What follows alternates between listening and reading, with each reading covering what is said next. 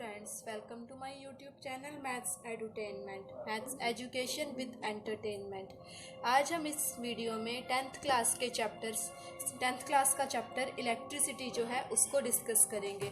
तो what we will discuss, हम इन videos में नेक्स्ट वीडियोस में क्या डिस्कस करेंगे, व्हाट कंस्टिट्यूट्स इलेक्ट्रिसिटी, इलेक्ट्रिसिटी में क्या होता है, how does it flow in an electric circuit, किसी इलेक्ट्रिक सर्किट में ये किस तरह से फ्लो करती है, what are the factors that control और regulate the current through an electric circuit, कौन कौन से फैक्टर्स हैं जो इसको कंट्रोल करते हैं और रेगुलेट करते हैं करंट को किसी भी इलेक्ट्रिक सर्किट में, और heating effect of electric current, electric current से क्या हीटिंग इफेक्ट होता है और इसकी क्या एप्लीकेशंस है।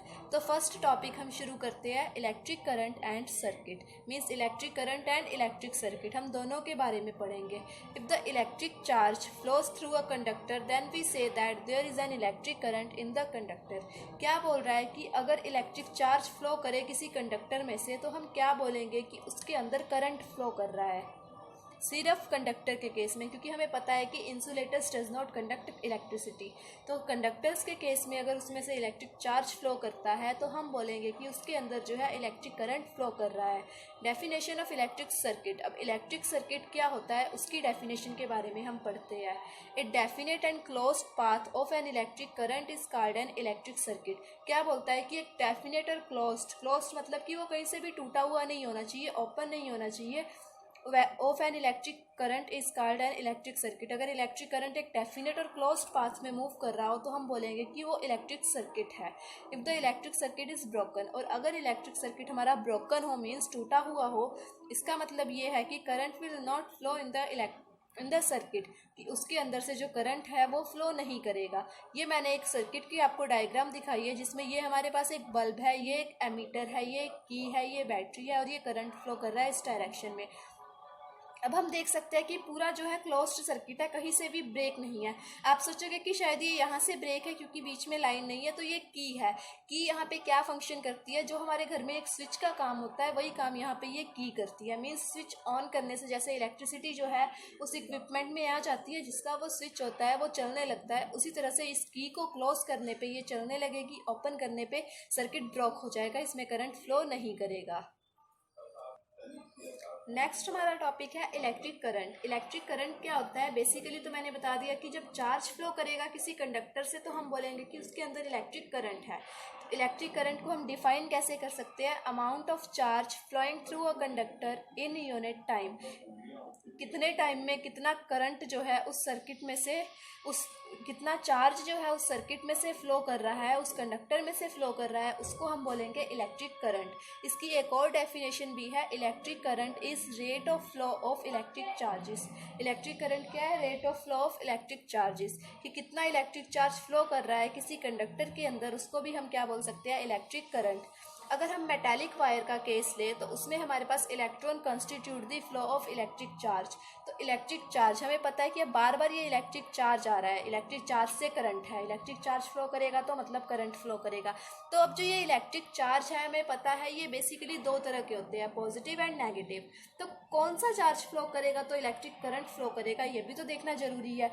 इसके लिए हमने एक केस लिया मेटालिक वायर्स का, मीन्स एक मेटल की वायर है जिसके अंदर जो है इलेक्ट्रिक चार्ज फ्लो कर रहा है, तो उस केस में इलेक्ट्रॉन्स जो है उसके अंदर एक इलेक्ट्रिक चार्ज होगा, इलेक्ट्रॉन्स मतलब नेगेटिव चार्ज, इलेक्ट्रॉन्स होंगे तो वो उसमें इलेक्ट्रिक चार्ज होगा। बट जिस टाइम ये फेनोमेना जो था इलेक्ट्रिसिटी का ये हमारे पास सामने आया, मीन्स इलेक्ट्रिसिटी डिस्कवर हुई, उस टाइम पे इलेक्ट्रॉन्स नहीं डिस्कवर हुए थे। हमें पता है कि इलेक्ट्रॉन्स काफ़ी लेट डिस्कवर हुए हैं, तो उस टाइम पे हम क्या बोल सकते हैं कि electric current is said to be flown of positive charges, की जिस डायरेक्शन में पॉजिटिव चार्ज फ्लो करेगा उस डायरेक्शन में जो है हमारा करंट फ्लो करेगा। मीन्स जब इलेक्ट्रॉन्स नहीं थे उस टाइम जो है इलेक्ट्रिसिटी का पता लगाने के लिए साइंटिस्ट ने क्या किया, उसने पॉजिटिव चार्जेस को कंसीडर किया। उसने बोला कि किसी भी कंडक्टर के अंदर जिस डायरेक्शन में पॉजिटिव चार्ज फ्लो करेगा उसी डायरेक्शन में उसमें करंट फ्लो करेगा। मैथमेटिकली हम इसको कैसे रिप्रेजेंट कर सकते हैं इलेक्ट्रिक करंट को, हम अब वो देखते हैं। If charge Q flows through conductor in time t then current I is equal to Q upon t। Means charge को यहाँ पे सिंबल दे दिया Q का, Q ने डिनोट करा चार्ज को, किसी कंडक्टर से फ्लो कर रहा है टाइम टी में, टी टाइम में, तो करंट आई, करंट का यहाँ पे सिंबल हो गया आई, आई से हम करंट को बेसिकली जो है डिनोट करते हैं फिजिक्स में। तो आई हमारे पास आ गया Q upon T, charge upon time. Definition हमने यही पढ़ी थी, rate of flow of charge upon time, या electric current is defined as the amount of charge flowing through a conductor in unit time. ये आ गया मैथमेटिकल एक्सप्रेशन इलेक्ट्रिक करंट का। अब क्यू, हमें पता है क्यू होता है इलेक्ट्रिक चार्ज, इलेक्ट्रिक चार्ज का यूनिट है, मतलब ऐसा ही यूनिट है इलेक्ट्रिक चार्ज का 1 कूलम। तो हम कब बोलेंगे कि जो 1 कूलम जो है इसकी क्या डेफिनेशन होगी, 1 कूलम तो हो गया ऐसा unit of charge is 1 coulomb, 1 coulomb की भी तो कुछ डेफिनेशन होगी। हम कब बोलेंगे कि वो चार्ज 1 कूलम है, the charge is said to be 1 coulomb if it is equivalent to 6 × 10⁻18 electrons. हम कब बोलेंगे कि वो चार्ज 1 कूलम है, जब उसके अंदर 6 × 10⁻18 इलेक्ट्रॉन्स हो, या तो हम बोल सकते हैं कि पॉजिट्रॉन्स हो, चाहे नेगेटिव चार्ज हो चाहे पॉजिटिव चार्ज हो, वो होगा 1 कूलम। कब होगा, जब उसमें 6 × 10⁻18 इलेक्ट्रॉन्स होंगे। नेक्स्ट हमारे पास आ गया एम्पेयर। एम्पेयर क्या है, SI unit of electric current, means charge के यूनिट हो गया कूलम, ऐसे ही एम्पेयर जो है करंट का यूनिट है। इसका नाम एम्पेयर क्यों पड़ा, named after French scientist Andre Marie Ampere. इसने जो है डिस्कवर करा था, तो इसलिए इसके नाम पे पड़ा एम्पेयर। अब करंट जो है वो 1 एम्पेयर क्यों कैसे होगा, जैसे कि चार्ज 1 कूलम कब होगा, जब उसमें 6 × 10⁻18 इलेक्ट्रॉन्स होंगे। उसी तरह जो करंट है वो 1 एम्पेयर कब होगा, 1 ampere is equivalent to flow of 1 coulomb of charge in 1 second. हमने पढ़ा था करंट होता है rate of flow of charge through a conductor in unit time. तो उस अकॉर्डिंग अब चार्ज अपॉन टाइम आ गया हमारे पास, Q upon T. SI unit है, मीन्स ये दोनों भी एसआई यूनिट में होने चाहिए। क्यू का एसआई यूनिट आया था कूलम, एंड टाइम का सेकेंड होता है, हमें पता है 1 सेकेंड बेसिकली यही है स्मॉलेस्ट यूनिट। तो 1 कूलम अपॉन 1 सेकेंड, ये आ गया 1 एम्पेयर। जब 1 कूलम चार्ज फ्लो करेगा किसी कंडक्टर में से 1 सेकेंड में, तब हम उसको बोलेंगे 1 एम्पेयर। ये हो गई 1 एम्पेयर की डेफिनेशन। इसके अलावा हमारे पास स्मॉल क्वांटिटीज़ भी है इलेक्ट्रिक करंट की, जैसे कि मिली एम्पेयर है, माइक्रो एम्पेयर है। मिली एम्पेयर कब होगा, जब 10⁻³ होगा जो उसमें करंट होगा, और माइक्रो एम्पेयर जब 10⁻6 एम्पेयर होगा। ये है स्मॉलेस्ट यूनिट्स, बहुत कम यूज़ होती हैं।